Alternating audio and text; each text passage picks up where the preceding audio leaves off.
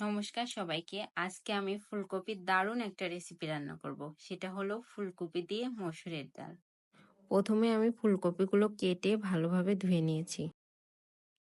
চুলাতে কড়াই বসিয়ে তেল দিয়ে ফুলকপিগুলো লবণ হলুদ দিয়ে ভালোভাবে ভেজে নিব।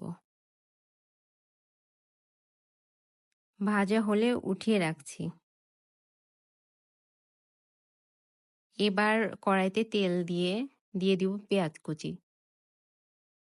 পেঁয়াজটা একটু ভাজা হলে দিয়ে দিব আদা বাটা, রসুন বাটা আর জিরা বাটা।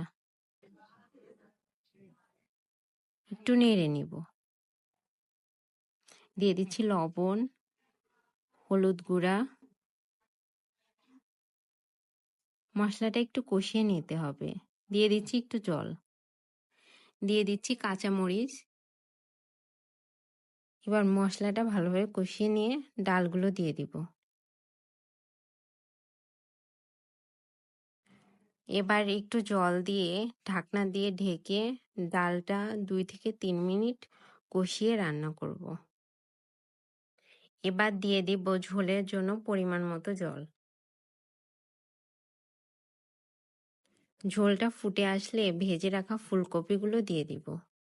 ঢেকে রান্না করব 10 মিনিটের মতো।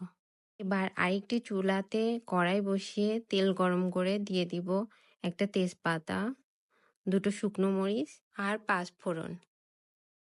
এবার রান্না করা ডালটা এর মধ্যে ঢেলে দিব।